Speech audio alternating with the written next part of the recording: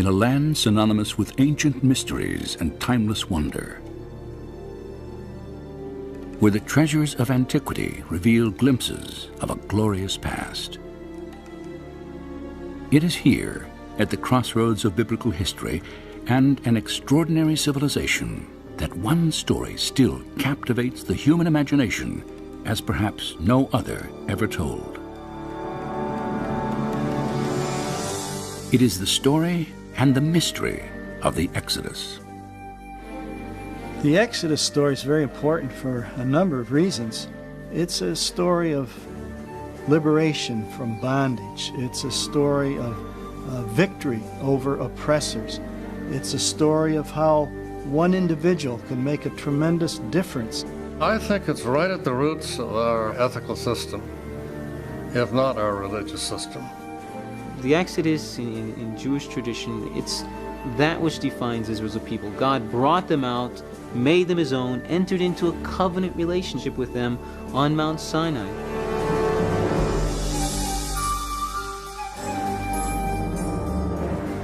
The Exodus story has endured for more than 3,000 years, and the power of its message and imagery is undeniable.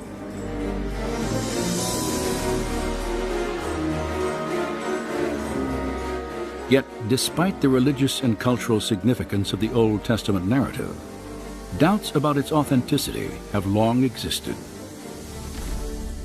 Scholars generally have rejected the historicity of the Exodus account, and this is because of this lack of direct evidence outside the Bible that would substantiate these events. And this is why you have, in scholarly circles, great skepticism about whether we can ever establish firmly a root of the Exodus, or even that there was an Exodus. The skepticism of the archaeological community has triggered many questions about the biblical narrative. Did Israel's exodus from Egypt actually occur? If it did, then why has so little evidence been unearthed? Were the people and events described in the biblical account real, or nothing more than elaborate fiction?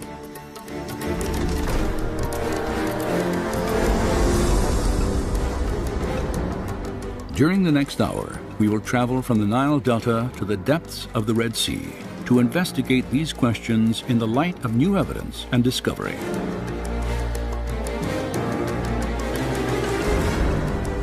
On this journey, we will explore and test the biblical record. For if there's any historical truth to accounts of the Exodus, then some evidence of Moses and the children of Israel should still exist, even if it lies buried under water and sand.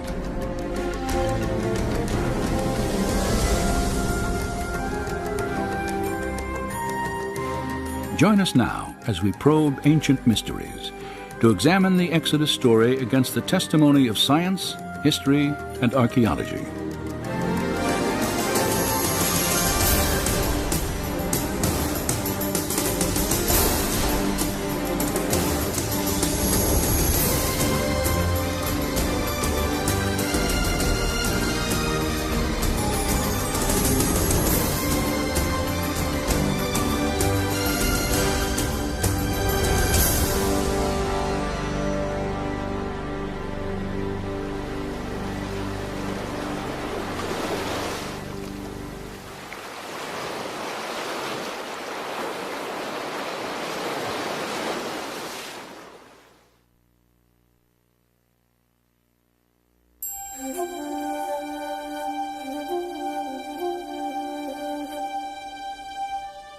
Then Pharaoh spoke to Joseph, saying, "The land of Egypt is before you.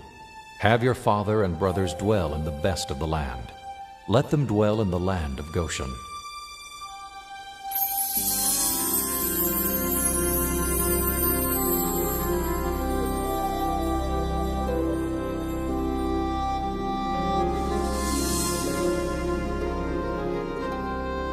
Any attempt to weigh the historical validity of the Exodus must begin here, in the Nile Delta, the biblical land of Goshen.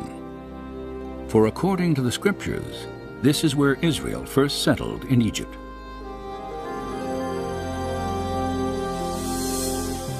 Nearly 4,000 years ago, the Hebrew patriarch Joseph, then a prisoner in Egypt, is said to have interpreted Pharaoh's dream foretelling 7 years of abundant harvest, followed by 7 years of devastating famine. After delivering this prophecy, Joseph was commissioned to oversee the harvest and storage of grain throughout the land. And when famine struck, news of Egypt's abundance spread quickly to its neighbors. There is, again, plenty of extra-biblical as well as biblical evidence of constant moving back and forth between Palestine and Egypt, particularly in times of famine. When famine ravaged Canaan, fear of starvation led Joseph's father, his 11 brothers and their wives and children, to leave their homeland and make the 200-mile journey southwest into Goshen. And as Egypt prospered under Joseph's leadership, a grateful Pharaoh offered his family permanent sanctuary in the richest area of the empire. The biblical record dates these events at early in the 19th century BC. But have archaeologists ever confirmed that a significant Canaanite population once inhabited northeastern Egypt during this time? Over the past 4 decades, extensive investigation has established the presence of ancient Israel in the Nile Delta. In 1966, just outside the small town of Cantir, an Austrian research team headed by Dr. Manfred Bietek made the first of a remarkable series of discoveries. Ruins at an excavation site called Tel El Daba are remains of what is now believed to be the earliest Israelite settlement in Egypt. Studies of pottery fragments and construction techniques have verified that primitive mud walls here were once part of an unfortified village built by Canaanite farmers in the middle of the 19th century BC. Manfred Bietek's work has provided us with the only tangible evidence for the presence of Israelites in Egypt. The earliest Asiatic occupation at Tel El Daba is in Area F, Stratum D2.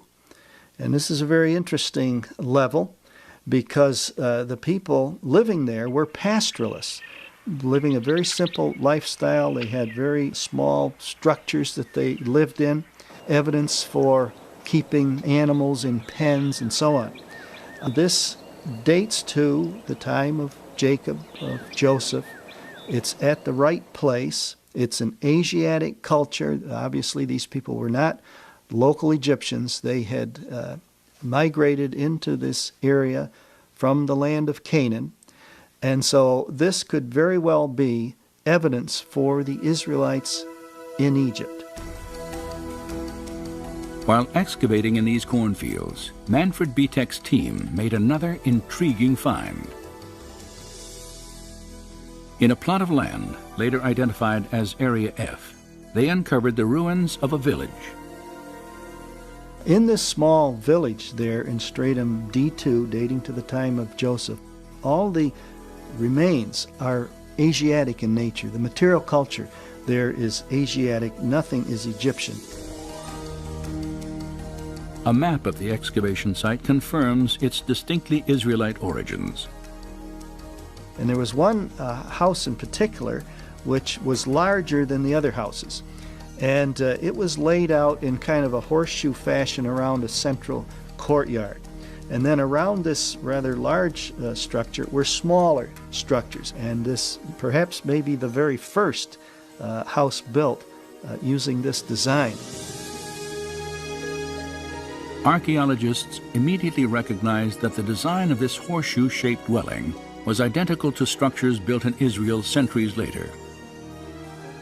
It was a prototype of Hebrew architecture constructed near the time Joseph was believed to have lived in Egypt.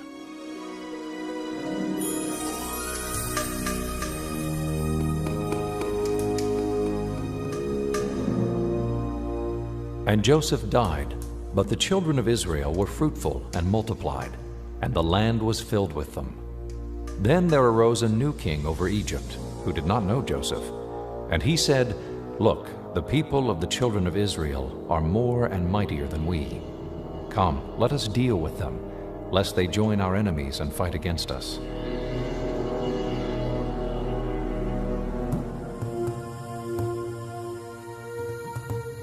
The scriptures tell us that following Joseph's death, Pharaoh drove the Israelite population into slavery. Several archaeological discoveries have also confirmed this aspect of the biblical account.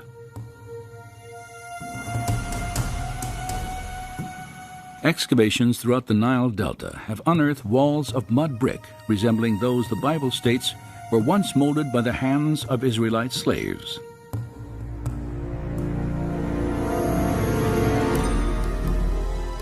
This practice was vividly illustrated in an 18th dynasty tomb painting depicting foreign slaves making bricks from mud and straw. An inscription on the mural echoes the slave master's dreaded warning. "The rod is in my hand, be not idle."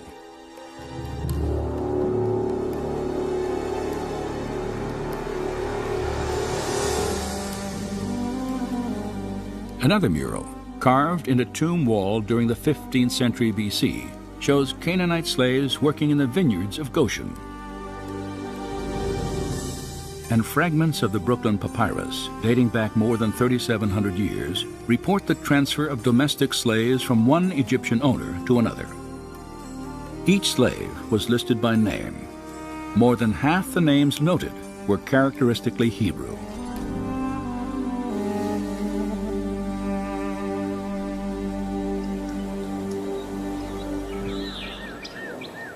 There is now little doubt that a significant Israelite population lived in Egypt for several hundred years after the time of Joseph. Yet if biblical accounts of the Exodus are historically viable, then there should also be evidence of Israel's arrival in Canaan, the Promised Land, sometime between the 14th and 12th centuries BC. Such evidence does exist.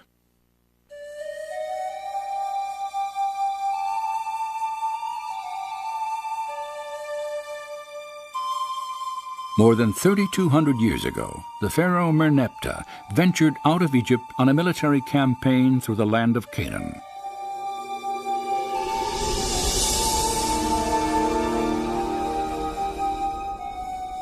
Later, in a poem proclaiming his victories, he boasted that Israel is laid waste.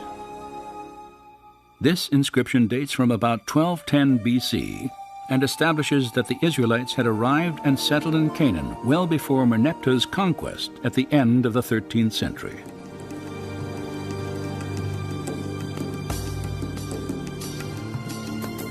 Additionally, at Tel Amarna in Egypt, archaeologists have uncovered a series of letters on cuneiform tablets. Many were authored by Canaanite rulers early in the 14th century BC. These letters contain desperate pleas to the Egyptian pharaoh Akhenaten for military assistance to defend Canaan from nomadic invaders. One of them warns that if Pharaoh does not act, all Canaan will be lost. The invaders were identified by the name Apiru. And this is kind of a generic term for stateless individuals, people who weren't connected with any particular urban center. And so the Israelites undoubtedly would have been referred to as either Apiru or Asiatics by the Egyptians. I do think that the term Apiru is the origin of the term Hebrew. If the name Apiru referred to the Hebrew people, then the Tel Amarna inscriptions provide strong evidence for the presence of Israel in Canaan. They also suggest Israel may have entered the country earlier than scholars had previously thought, at the beginning of the 14th century BC. Recent excavations of the Canaanite city of Hatzor could also support a 14th century Israelite invasion. Evidence has been uncovered that the city was destroyed at least twice during the period described in the biblical books of Joshua and Judges. Scattered among the remains of a large palace were Egyptian and Canaanite idols, their heads and hands intentionally chiseled off. Archaeologist Amnon Ben-Tor has concluded by process of elimination that the invading Israelites must have ravaged Hatzor, for neither the Egyptians nor the indigenous Canaanites would have purposely destroyed their own gods. So we should expect to find evidence in Canaan for the conquest. And when we examine some of the places that are named in the book of Joshua, we do indeed find archaeological evidence to back up the biblical account. If archaeological evidence shows that Israel appeared in the Promised Land between 1400 and 1200 BC, and if it also documents a Hebrew population in the Nile Delta for centuries before these dates, then one conclusion follows. The Israelites must have migrated from Egypt into Canaan, and an exodus actually occurred.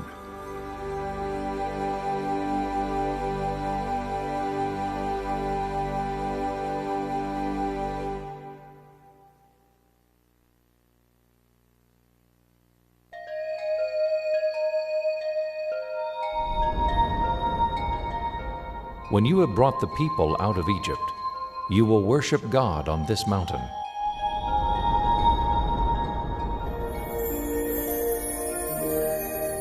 If an exodus took place, then a new question arises. What path did the children of Israel follow in their flight from Egypt? Any attempt to test the biblical record must focus along the route that the Bible itself specifies. Scholars have proposed many theories, but each must account for one fact. According to the book of Exodus, after leaving Goshen, the Israelites first set out for the holy mountain, where they were to meet and worship God. Moses and his people traveled to a mountain known in the scriptures by two names, Horeb and Mount Sinai. Controversy has long surrounded its actual location. If you read the literature on the identification of Mount Sinai, you'll probably find 15 or 20 mountains which have been named by scholars, with scholarly arguments as to why this rather than that is Mount Sinai. It's a chaos of critical conflict. Of the many sites proposed for the mountain, the most well-known stands in the southern tip of the Sinai Peninsula.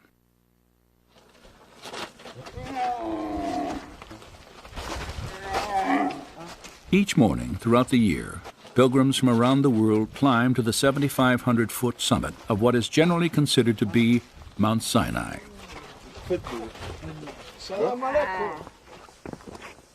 Few who walk these well-worn steps realize exactly how this mountain was first identified as the place where the Israelites encountered God.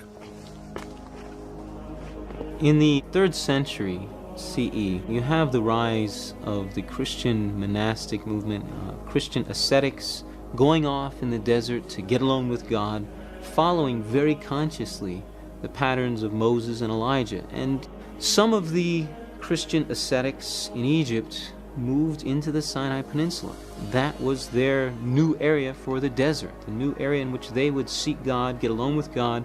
No civilization there, hardly any cities or villages except along the coast. And for them, they had engaged in an exodus from Egypt. They came out of Egypt, lived in the Sinai Peninsula, and this was their holy land.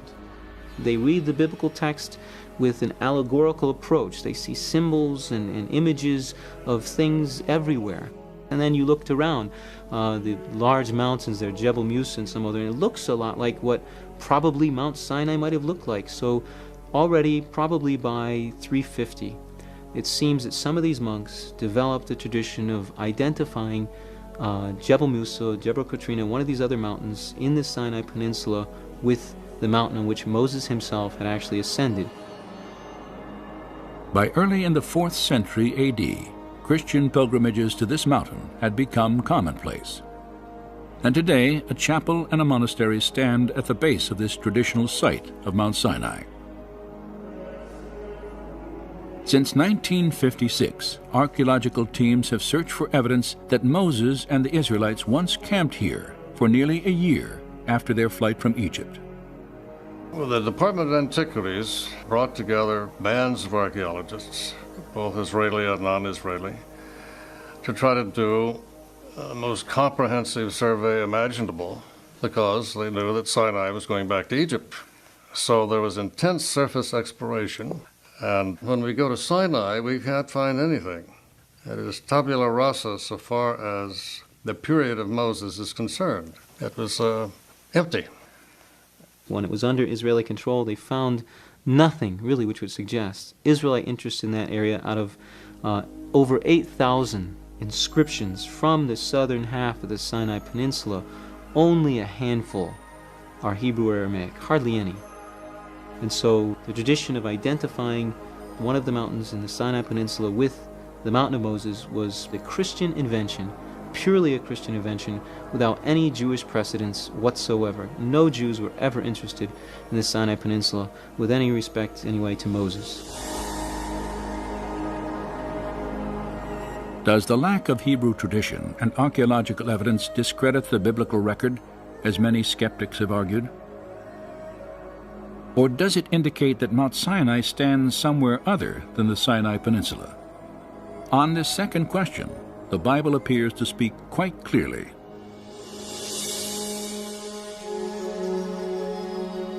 Now it came about in those days that Moses went out to his brethren and looked on their hard labors.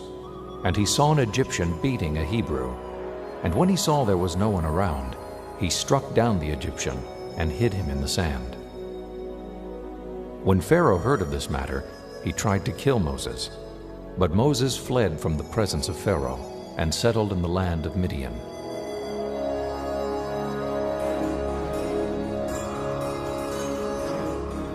The scriptures indicate that 40 years before the Exodus, Moses fled from Pharaoh by traveling east to Midian, an ancient territory located entirely in what is now Saudi Arabia. If Moses were fleeing from incarceration in Egypt for murdering an Egyptian, then this would be an ideal place to find refuge. It is outside of the control and influence of Egypt. Moses' decision to hide in Midian may have been influenced by the presence of the Egyptian military in the Sinai Peninsula.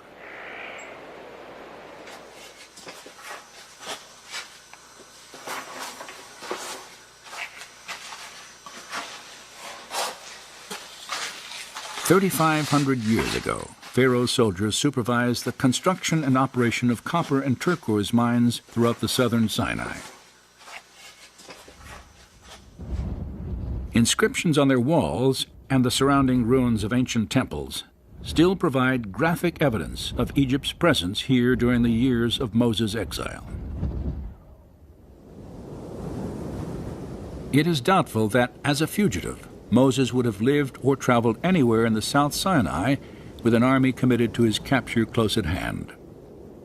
The prospects of sanctuary in Midian, however, were far greater.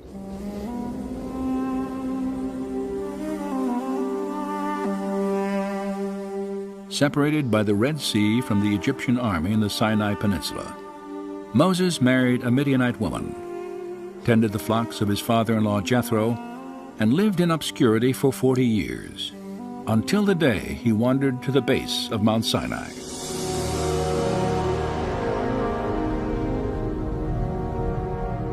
There, God spoke through a burning bush and revealed his plan to free Israel from bondage. Given the biblical record, some believe that Mount Sinai must be in Midian. But is there any other evidence to support this theory? Several Jewish documents, some written 600 years before Christian traditions, locate the Mountain of God in Midianite territory.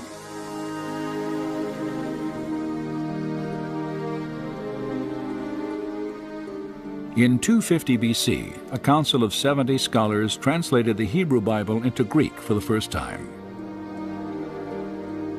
Their translation of the Exodus account presupposed that Mount Sinai stood in the Arabian Peninsula.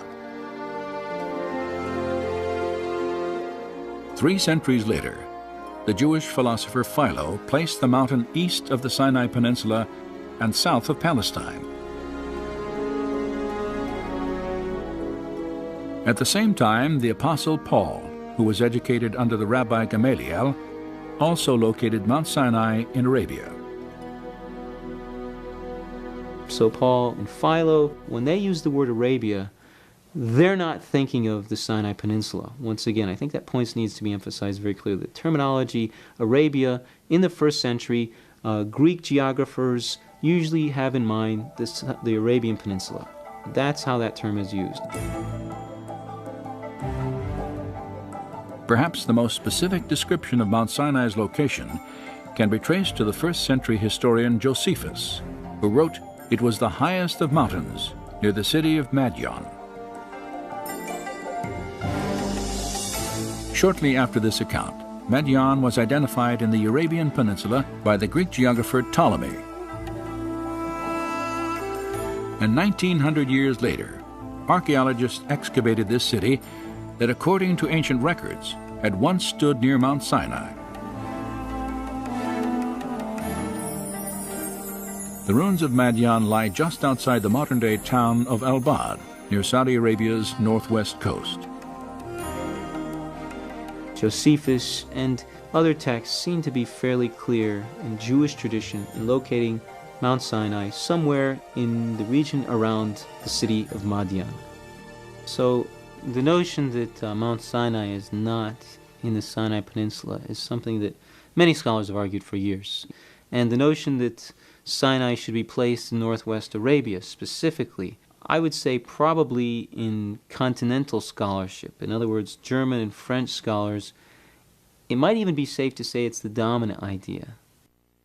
I think there's an increasing opinion that Mount Sinai is to be found in northwestern Arabia.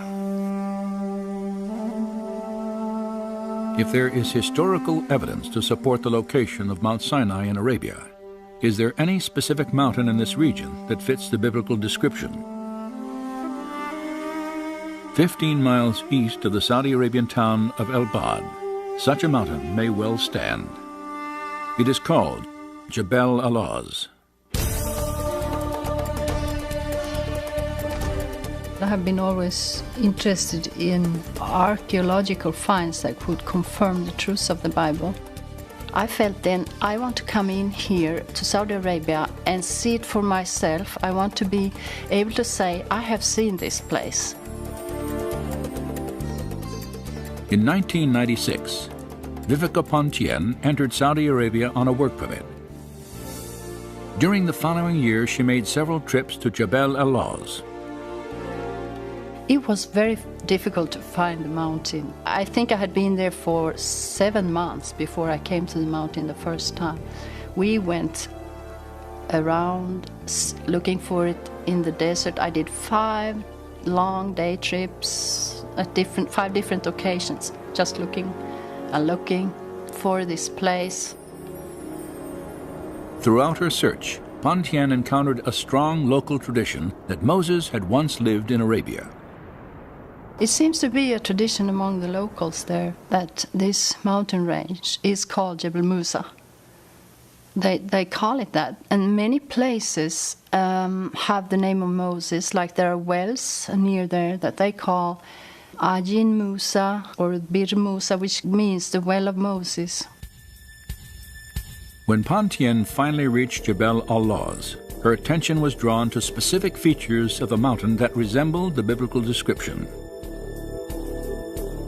Most prominent was a jagged peak, more than 8,000 feet in elevation, and blackened as if scorched by fire. And at its base, an enormous pile of boulders, at least 15 feet high and 60 feet across. The flattened top of this structure had the appearance of being man-made, and etched into its rock faces were petroglyphs of bovine creatures, cattle and bulls.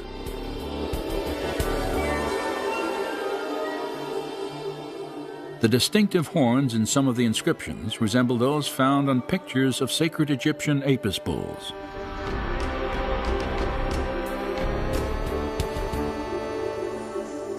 Could these stones be the remains of an Israelite altar, once built at the base of a holy mountain? Conclusive investigation is not possible at this time, for Saudi law severely limits all foreign research. And they have put up archaeological signs that tells this is an archaeological area and you're not supposed to trespass here. So it's evident that the Arabs themselves consider this to be some old sites of archaeological interest. Satellite photos of the area have revealed another geographical feature that parallels the biblical account: a sprawling plain of more than 10,000 acres. Flat, surrounded by mountains, and adjacent to the dried bed of an ancient river, it could have provided an ideal place for the Israelite encampment 3,500 years ago. Just west of the mountain stands another possible link to the Exodus account: a towering rock 60 feet high. It is split from top to bottom, and evidence of water erosion is etched into its base.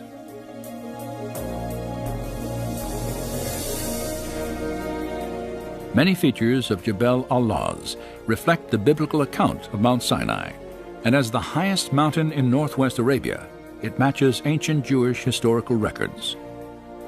Based on the textual evidence, Jebel al-Lawz is as good a guess as any. It might even be the best guess. It's definitely better than anything in the Sinai Peninsula, and probably better than any other guess we have.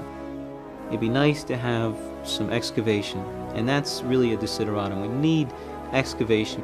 We need somebody who's a competent, trained archaeologist to go in, record the material carefully, submit it for dispute and debate among other scholars, because there's too many gaps in our knowledge. The intriguing similarities between Jebel al-Lawz and the biblical record may indeed stimulate new investigation here. Yet whether or not future excavations confirm this site as the actual Mountain of God, a considerable body of documentary evidence indicates that Mount Sinai is located somewhere in northwestern Arabia.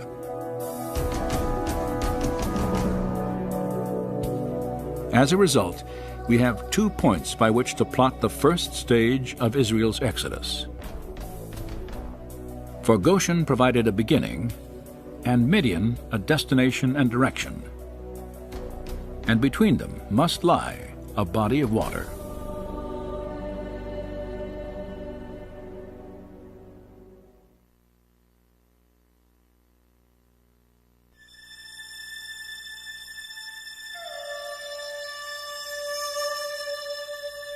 As for you, lift up your staff and stretch out your hand over the sea and divide it, and go through the midst of the sea on dry land.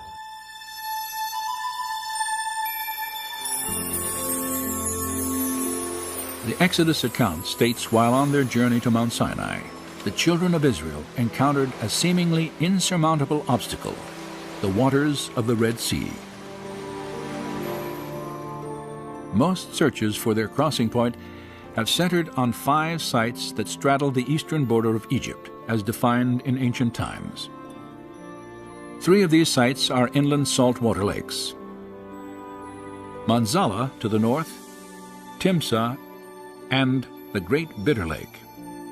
Another location, the dry bed that was once Lake Bala, has also been considered. The 5th possibility is on the northern end of the Gulf of Suez, at a beach whimsically named on tourist maps as Pharaoh's Bath. 3,500 years ago, each of these bodies of water would have been relatively shallow, ranging in depths from about 3 to 50 feet. Not surprisingly, naturalistic explanations for the Israelites' crossing are common here, including a receding tide or strong wind that could have lowered water levels enough to allow for passage on foot.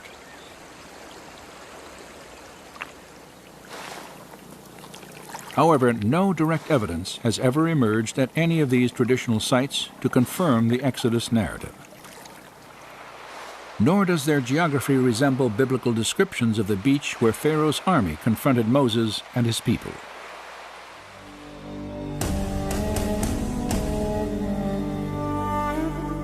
For Pharaoh will say of the sons of Israel, "They are wandering aimlessly in the land. The wilderness has shut them in." As Israel approached the Red Sea, Pharaoh received news that they had wandered into a dense wilderness of mountains and canyons. In contrast to the biblical account, the terrain near the lakes and gulf on what was then the eastern border of Egypt is predominantly flat, wide-open expanses of desert. And when Pharaoh drew near, the children of Israel cried out to Moses, "Is it because there were no graves in Egypt you have taken us away to die in the wilderness? Why have you so dealt with us to bring us up out of Egypt?" The Bible states that immediately prior to crossing the Red Sea, the children of Israel were gathered on a beach somewhere outside the borders of Egypt. In fact, the specific phrase, "out of Egypt," is used in relation to their place of encampment several times in the book of Exodus, creating an obvious contradiction between the scriptures and familiar interpretations of the story. For if traveling west to east, the Hebrews were trapped on the shore at any of the traditional crossing sites, they would still have been clearly within the borders of Egypt when God parted the waters.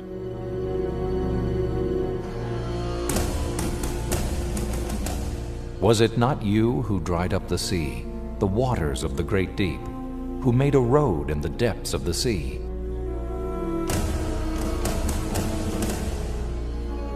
Popular theories that claim the Israelites walked through a shallow lake or marsh of reeds also contradict descriptions in the biblical record. The Hebrew writers refer to the Exodus crossing point as a great deep, the mighty waters, and the depths of the sea.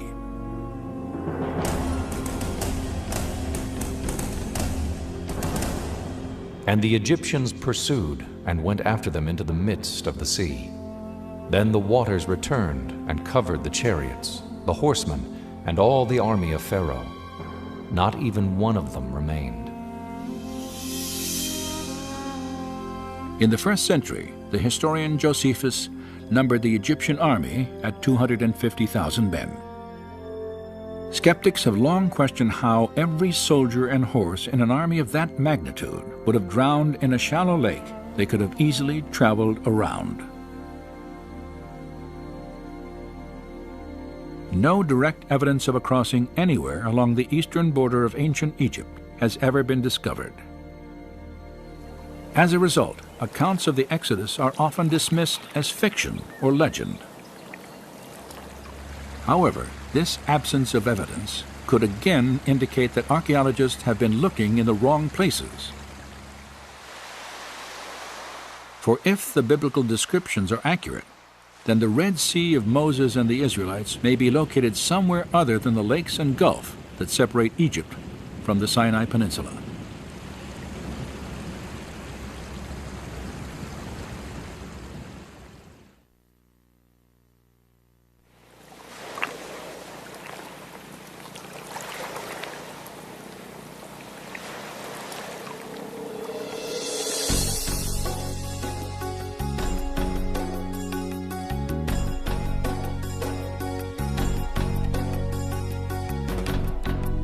Well, I'm a scientist, so I try to analyze things and I try to go to the bottom with different issues, and the goal for this trip is to look at the Bible text as a book of history, a book of historical events, and that they describe something that really has happened, and then from the text try to understand what really could have happened.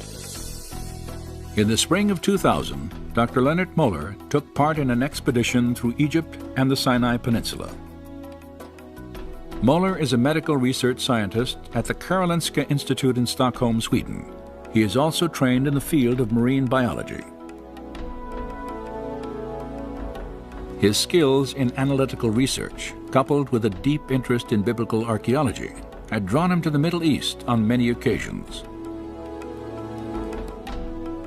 Now, as a member of an international team organized by Discovery Media Productions, he had come to the Gulf of Aqaba to renew his search for evidence of the Israelites' Exodus journey. For several years, Möller studied historical and documentary evidence suggesting Midian as the probable location of Mount Sinai. He realized that to reach the mountain of God, the Israelites would have first crossed a body of water located east of Egypt's ancient borders. The land of Midian is always on the east coast of the Gulf of Aqaba, and the mountain was in the land of Midian. There Moses saw the burning bush, etc. So if the mountain is on the east coast of the Gulf of Aqaba, and if the land of Midian is there, and if all these events took place there, they have to cross some water to get there. And therefore the Gulf of Aqaba is of great interest. As the right arm of the Red Sea, the Gulf of Aqaba separates the Sinai and Arabian peninsulas. Möller recognized several specific connections between the Gulf and biblical accounts of the Exodus. A prime example is found in the book of 1 Kings.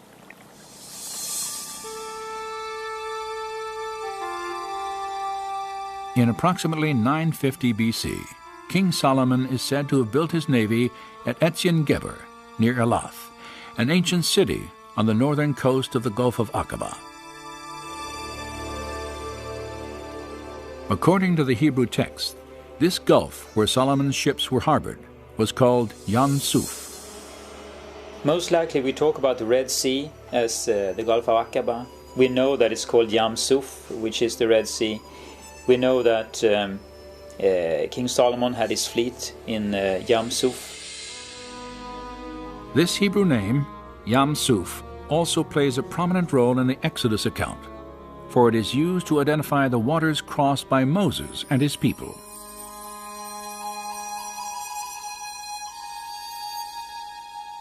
The geography of the Gulf of Aqaba also resembles biblical descriptions of the Yam Suf God once parted for Israel. Aqaba is extremely deep, plunging more than a mile in some spots. It is adjacent to a dense wilderness of rugged mountains. And it is located clearly outside the borders of Egypt, as recognized during the time of Moses. These similarities to the scriptures have led Leonard Möller and others to theorize that the Gulf of Aqaba is the Red Sea of the Exodus story. And if they are correct, then two distinct possibilities for a crossing point exist. The first is located on the bottom of the Sinai Peninsula, at the Straits of Tiran. This channel, 5 miles across, is one of the most popular recreation areas on Earth, as spectacular reefs and marine life attract divers from throughout the world. But the topography of the seafloor here would have made an Israelite crossing highly unlikely. For less than a mile offshore, a subterranean canyon plunges nearly 1,000 feet at a grade so steep, passage on foot across jagged coral beds would have been virtually impossible, even if the waters were miraculously removed.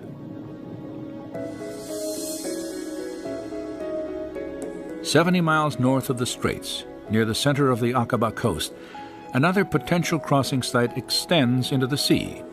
It is called the Nuweiba Peninsula. It sort of breaks out from the mountain ranges. I mean, there's nothing south of it and nothing north of it, you know. If you follow the shores, suddenly this peninsula just breaks out from the mountain range into a large plains. This is probably the only place at the Gulf of Aqaba, the western shore, where he could gather as many people as the Bible states that they were. Satellite photographs of the Nueva Peninsula clearly reveal its distinctive geography. This triangular-shaped beach would be the focus of a remarkable search for evidence of the Israelites' journey.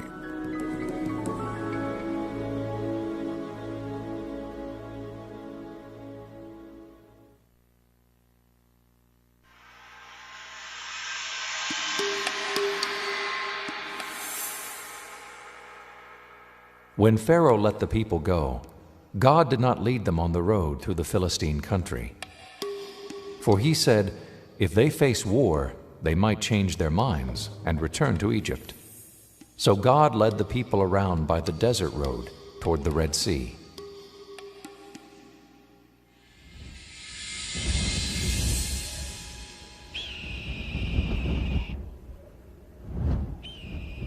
If the Israelites traveled from Goshen to the Aqaba coast, then the biblical description of their route to freedom is very specific. They walked a road through the Sinai desert in the direction of the Red Sea. During the time of the Exodus, 3 main roads existed in the Sinai. The way of the Philistines traced the Mediterranean coast past a series of Egyptian military outposts. Understandably, the Israelites did not follow this path. The way of Shur, an inland trail, terminated not on the shores of Yam Suf, but in the vast desert of southern Canaan. Only the southernmost road, a trade route that stretched from Egypt to the top of the Red Sea and then on to Midian, matched the biblical description. It's a route that runs through more or less central Sinai, from the Egyptian cities which are in the Nile Delta, and then on down to northwestern Arabia. This is a period when the incense route was beginning to develop. So we do have evidence of travel back and forth between Egypt and what we would call Midian. Located above the peninsula's rugged mountain ranges, this trade route was well suited for travel, as its flat, hard-packed terrain made long journeys on foot manageable and commonplace. When Moses fled from Pharaoh after killing an Egyptian slave master, he would have followed this route to sanctuary in ancient Midian. Then, 40 years later, he led his people out of Egypt over this same desert road again.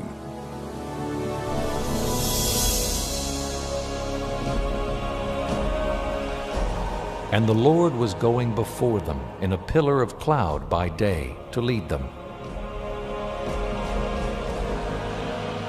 and in a pillar of fire by night to give them light, that they might travel by day and night. The Swedish Bible says clearly that they were traveling both day and night, and at night they had this pillar of fire leading them and enlightening them, and at day it was this cloud that I guess also overshadowed them because of the heat of the day, so they could travel both day and night. By walking through the desert during the cooler hours of the early morning and night, the Israelites could have crossed the Sinai in approximately 3 weeks, the time allowed by the biblical record. The scriptures imply they had a significant head start on the Egyptian army, for many days passed before Pharaoh decided to bring Israel back into captivity. Then, while his army prepared to give chase, he received a surprising report of Moses' path through the wilderness.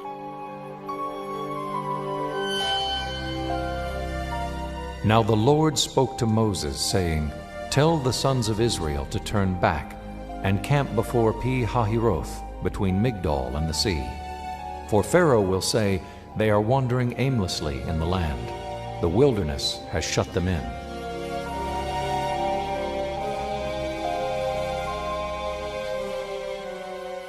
And it says in the scripture that they turned.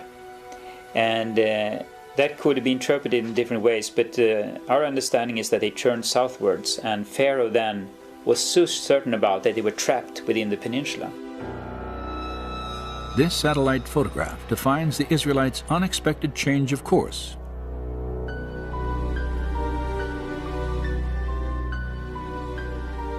They had entered a winding maze of dry riverbeds that branched off the southern trade road in a twisting path to the coast. And within this canyon, called Wadi Watir, Moses and his people were hemmed in between walls of rock 2,000 feet high.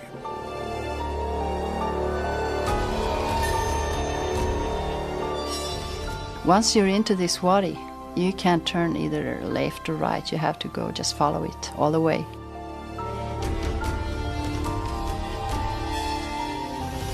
You have huge mountains on each side, so you can't get anywhere else except follow this valley.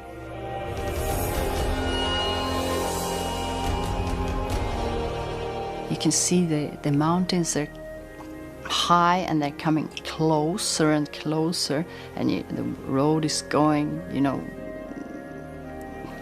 back and forth between those mountains.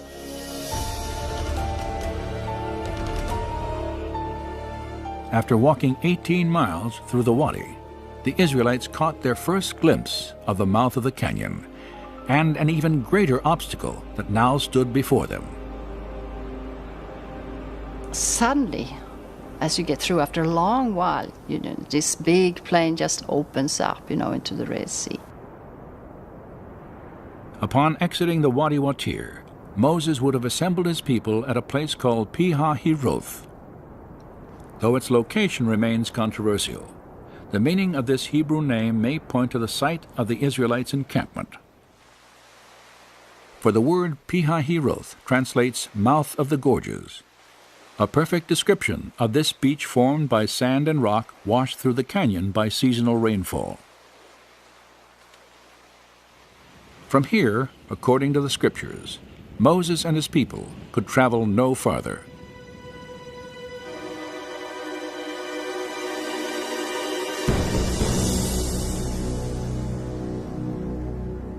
Then the Egyptians chased after them with all the horses and chariots of Pharaoh, his horsemen and his army.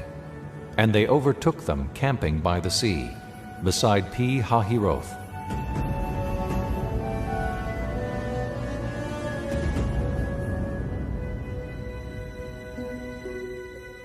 The historian Josephus provides another clue about the location of Pi-hahiroth, for his description of the Israelites' crisis matches the terrain surrounding Nuweiba Beach.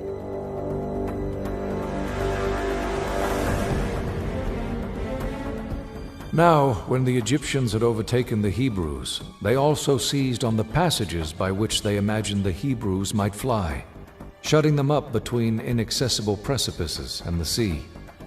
For there was on each side a ridge of mountains that terminated at the sea, which were impassable by reason of their roughness and obstructed their flight. When and if they ended up at this peninsula, then of course they would have been in a very desperate situation. And according to the Bible, Moses didn't know anything what to do. He was completely trapped. The people wanted to kill him, surrounded by mountains, the sea, and they couldn't go anywhere. At Nuweiba Beach, the Israelites were surrounded by mountains to the north and south, an ocean to the east, and the Egyptian army to the west. Hopelessly trapped, it is not difficult to understand their anguished cry to Moses, "Why did you lead us out of Egypt to die?" In response, Moses again looked to God for deliverance.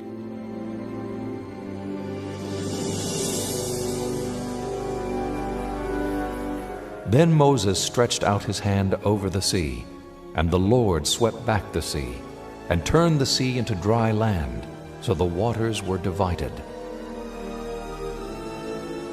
In all of Scripture, there may be no more dramatic image.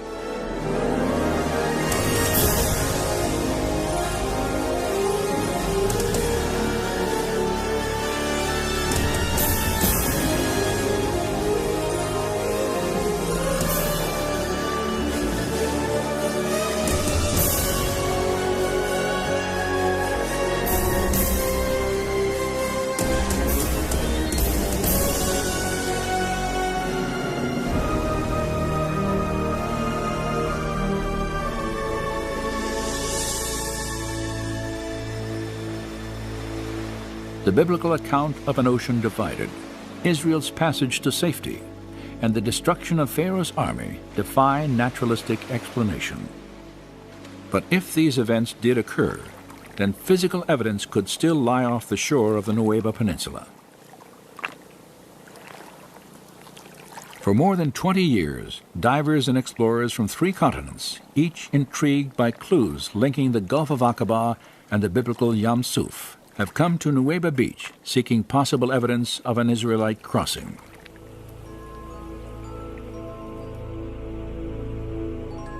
Their search focused on the 600 chariots the Bible says were destroyed in the Red Sea.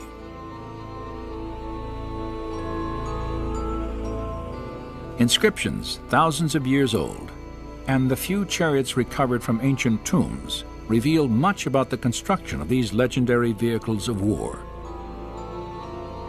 Could any of them actually be found on the seafloor off the Nueva Peninsula?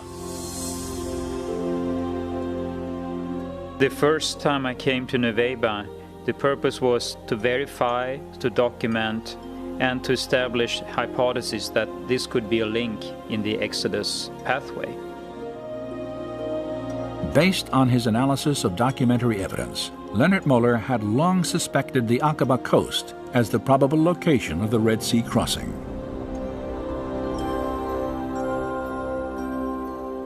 In 1997, he heard reports from other divers who claimed to have found unusual coral structures, some resembling the shapes of chariot wheels.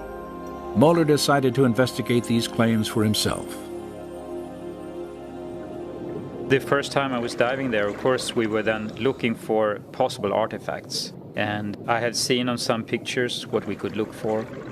I was skeptical and excited, because if this is the place for the crossing, then of course that's a big thing. So I was excited about that. But I was also skeptical because 3,500 years, that's a long time. But if Nueva is the crossing site, then of course you would expect to find remains of the Egyptian army. Like others who had explored Nueva before him, Muller immediately recognized the difficulty of this search. If we assume that a number of artifacts were spread out on the seabed, sooner or later corals would start to grow on them. And of course, if you have a number of layers of coral growing on something, it's very hard to distinguish the structure that was there from the very beginning. Though the coral complicates any search here, it may have been instrumental in preserving the shapes of ancient artifacts. For coral is a living organism that will not begin to grow on a foundation of sand or silt. Instead, it must first attach itself to a solid object, where it will sometimes conform to the shape of its host. So for instance, if it would grow on a wooden artifact, the wood would normally disappear in the seawaters after a time. But if you have corals growing on the wooden artifact, the coral could have the shape of the wooden artifact. And then the corals would consume the wooden material over periods of time, but still keep the shape of the wooden artifacts. During the course of his explorations, Muller observed that the pattern of coral growth at Nueva differed from other parts of the Gulf.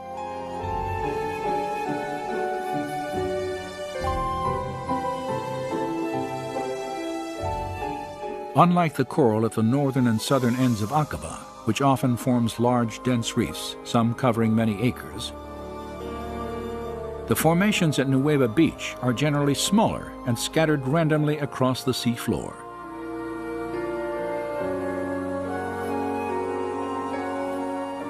Divers familiar with the area have compared the distribution of coral here to a junkyard and the aftermath of a disaster. This description is fitting, and among the strange formations in these waters, many display features indicative of human engineering.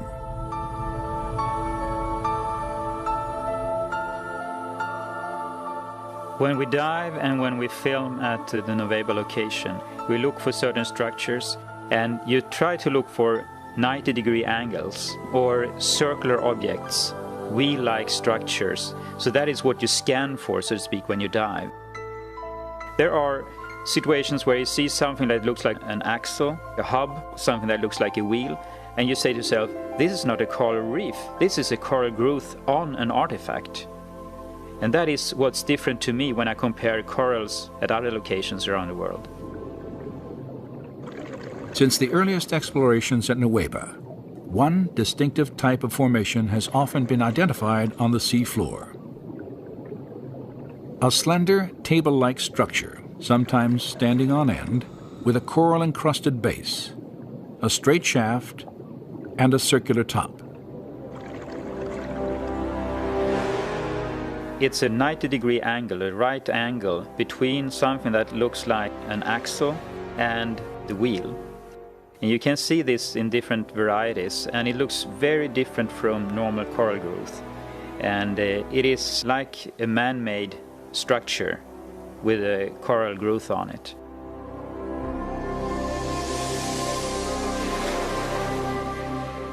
While most of the possible artifacts found off the coast of Nueva are covered with coral, one significant discovery was not.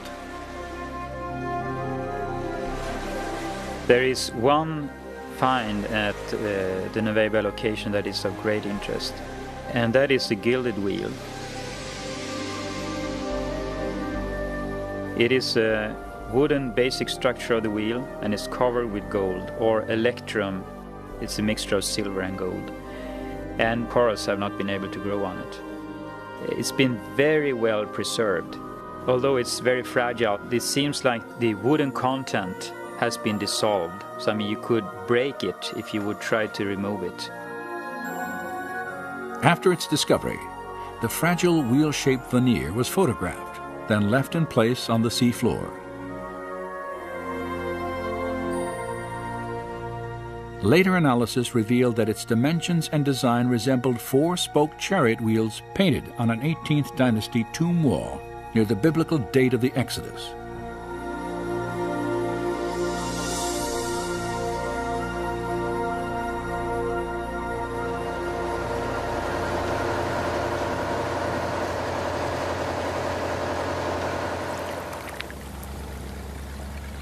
After reviewing photographic evidence and making several dives of his own, Moeller concluded that a more systematic investigation of the Nueva seafloor was warranted. He realized that the limited diving time afforded by scuba equipment would never allow an extensive search of the area. A higher level of technology was necessary, and in the spring of 2000, the Discovery Media team lowered a robotic camera into these waters for the first time.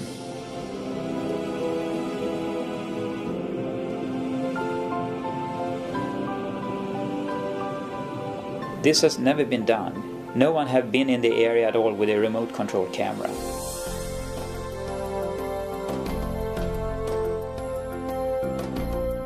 Controlled from the ship, the camera was maneuvered across the seafloor, transmitting video images for study and evaluation.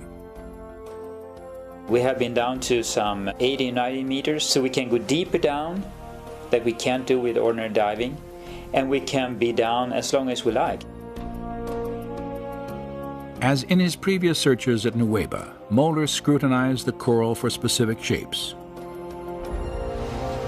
We can see that because it's a 90-degree angle. You see at the seabed here, there are some structures that are just a little bit above the surface of the seabed. They have a cross-like appearance, it's 90-degree angles, and there's a hole in the middle. So the hub would be here? Possibly a hub there, yeah. And the wheel would be a circle around. This would be the rim of the wheel here? Yeah. Okay. So this could be a spoke here, possibly? Yeah, possibly a spoke? Yeah. What would the diameter of that rim be? That's a good question, but we would expect it to be about 1 meter, about 3 feet wide. Okay. In diameter.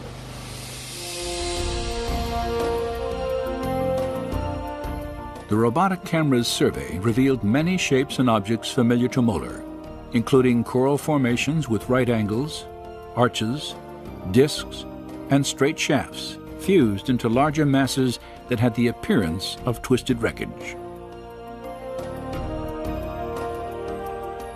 Now, when we have been able to go back and forth with a remote control camera, We can repeatedly see that these strange structures we are looking for are there, not at one place, but you see them again and again and again.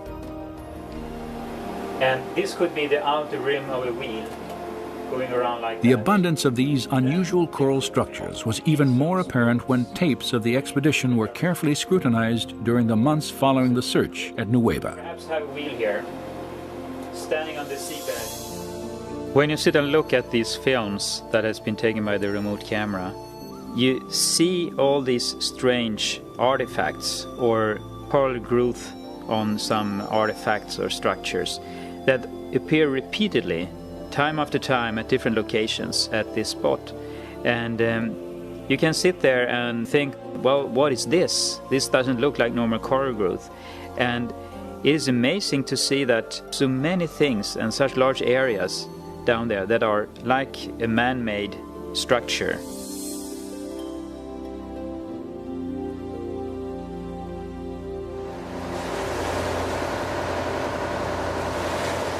While the robotic camera logged hours of video documentation, Viveka Pontien and other divers on a second research vessel used metal detectors to evaluate specific structures on the sea floor.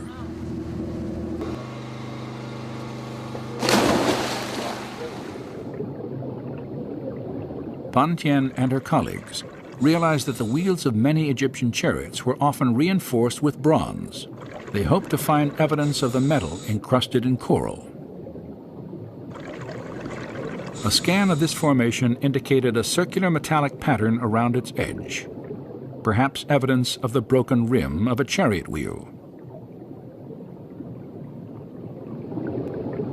Other coral formations examined also contained fragments of metal.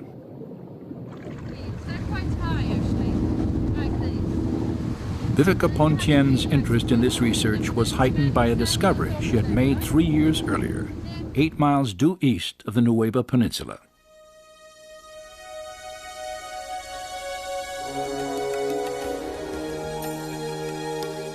During her stay in Saudi Arabia, Pontien not only searched for Mount Sinai, she also made several dives in an attempt to document evidence of the Egyptian army on the Saudi side of the Gulf. And the Bible tells that Israel saw the Egyptians lying dead on the shore after they came across. So I figured there must be some stuff on the Saudi side. At one spot there is like a very shallow sort of land tongue going out in a straight angle towards Nueva. You could tell it by the shift of the color of the water. You could see how it was turquoise far out, you know. So I thought this would be interesting for exploration, so we did some dives near to that.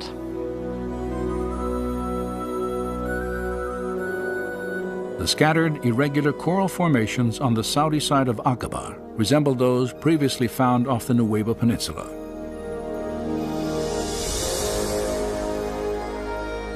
In the midst of them, Pontien photographed this circular object attached to what appears to have been a broken axle or hub.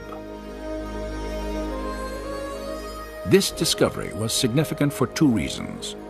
Pontien had documented the coral-encrusted form of a wheel with dimensions similar to ancient Egyptian artifacts, directly across from the proposed Nueva crossing site.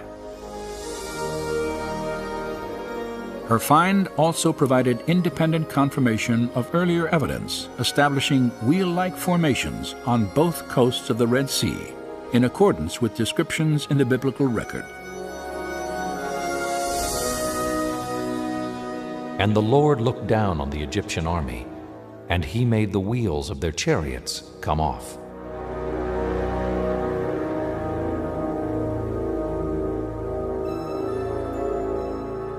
A common question is, why didn't you bring up artifacts? And there are several answers to that. The best thing to do when you find something is just to keep it in position. Document it, but keep it in position. It's very easy to destroy anything.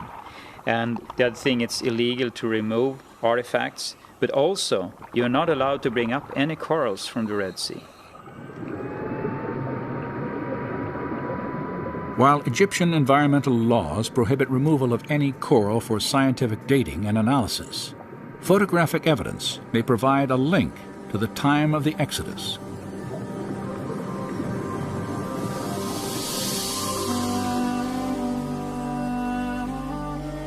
Scholars have recognized that the design of the chariot wheel can be used to identify specific periods in Egyptian history. In the waters of Aqaba, it appears that remnants of 4 and 6 spoke wheels have been discovered.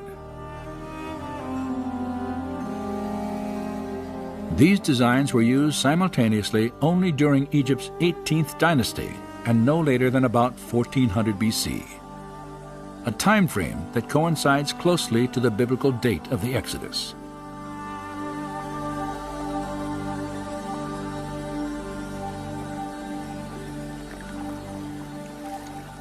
The discoveries made between Nuweiba Beach and Saudi Arabia have been fascinating, but they also raise some obvious questions.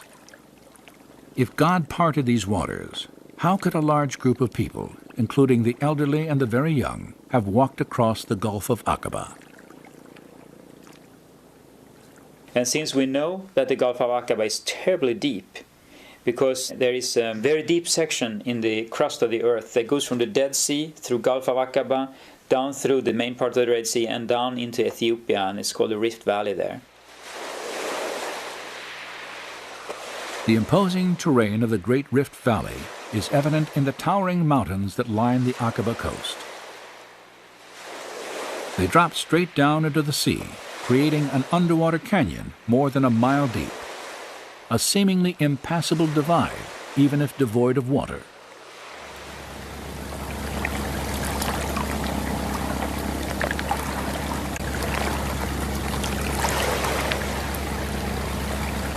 While surveying the subsurface topography of the Nuweiba crossing site, evidence was uncovered that could help explain how Israel walked from one coast to the other.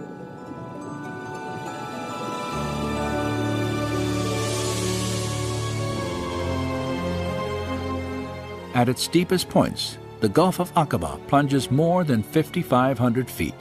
Yet the ocean floor off the coast of Nuweiba Beach rises up several thousand feet from this trench, creating a wide, flattened ridge that the Israelites could have crossed once the Red Sea was divided.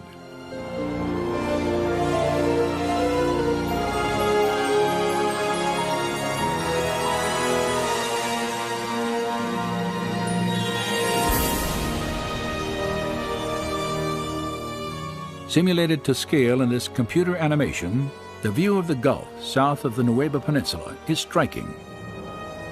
A chasm, deeper than the Grand Canyon, extends more than 50 miles.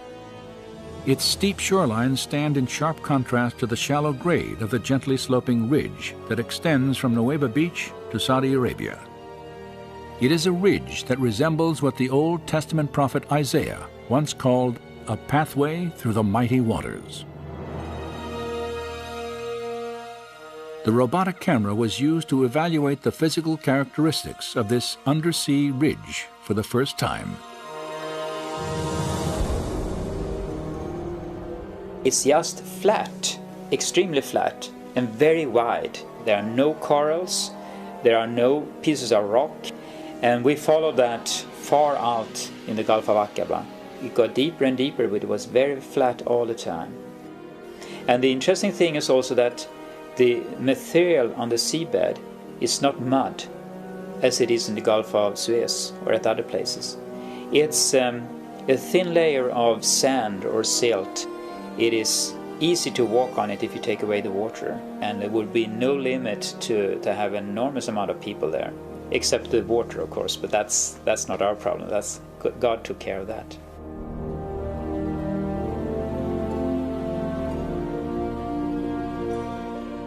Thus says the Lord, who makes a way through the sea and a path through the mighty waters.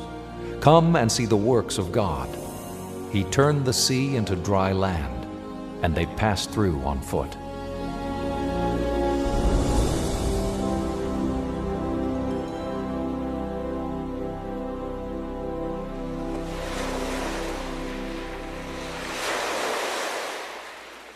While the existence of an underwater ridge stretching from Nueva Beach to Saudi Arabia may make it easier to understand how the Israelites could have crossed the Aqaba Gulf, it does not explain the actual parting of these waters in the manner described by the writers of the Exodus account. My understanding at Nueva is that if the water was removed so they could cross there, it is nothing that we could explain from a scientific point of view, period. Well, if you look at the Red Sea crossing as it's described in the Bible, what you clearly see there is this situation where a wind has come up and has dried out the land for them to cross. But then there's this element where the waters have formed a wall to the left and the right of the Israelites as they pass through. And they say that 2 or 3 times, so it's quite clear in their memory that the waters were like a wall. And there's just no naturalistic explanation for something like that.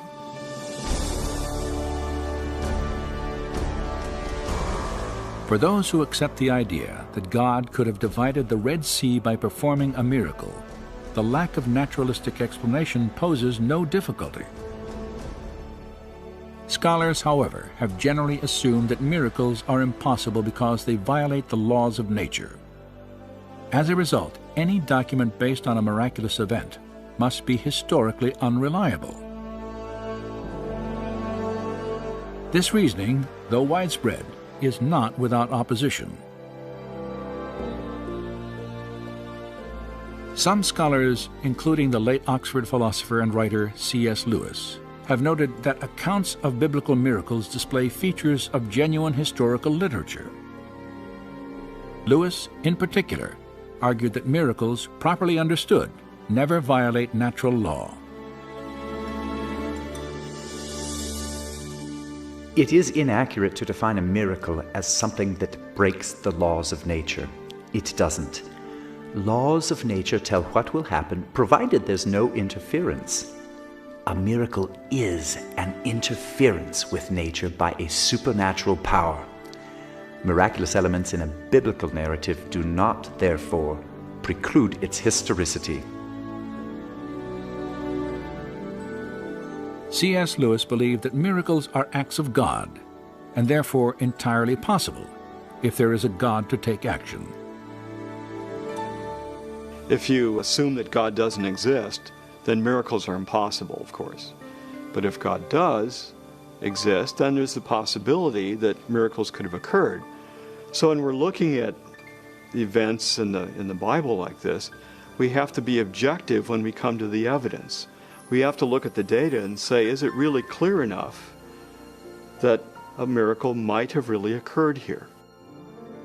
If we objectively look at the evidence then, and it really seems to lead in the direction of something miraculous, then we need to be open to that. After more than a century of research, where does the body of available evidence for the Exodus now lead?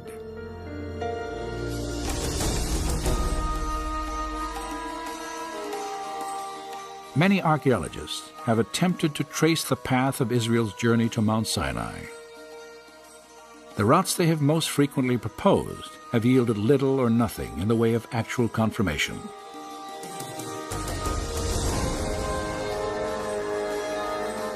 Yet today, another theory for the Israelites' path, far different from traditional ideas, may provide a trail of direct evidence for both a miracle and the historical validity of the Exodus account.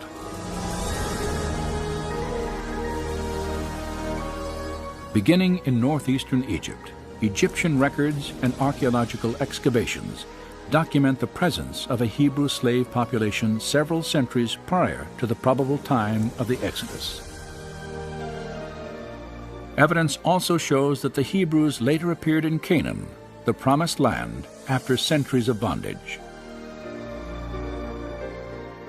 Historical documents and possibly archaeological evidence locate the Mountain of God in northwest Arabia, the site of biblical Midian.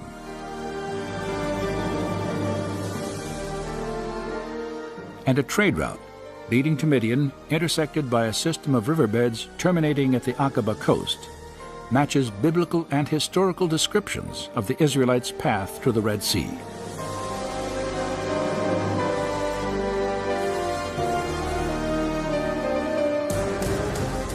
There, in the waters off Nuweiba Beach, structures resembling 18th dynasty chariot wheels lie embedded in coral on an elevated ridge that connects the Sinai and Arabian peninsulas. So then you have a lot of things that you can put together to build a picture, like a puzzle.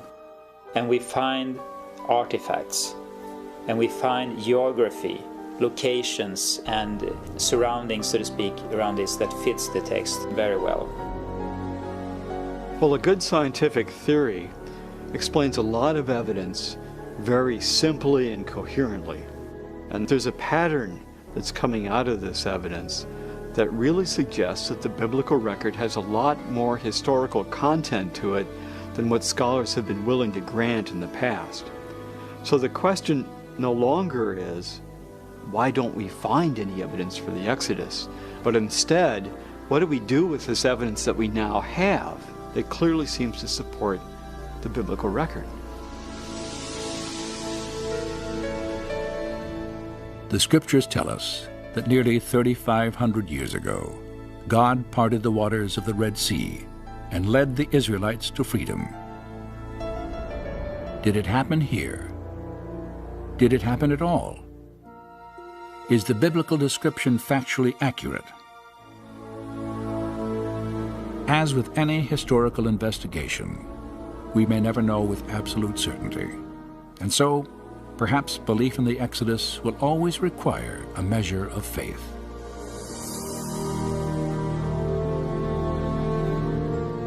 But facts and faith need not conflict, as recent discoveries suggest. For history and archaeology have now uncovered compelling reasons to reconsider the extraordinary claims of the Exodus story.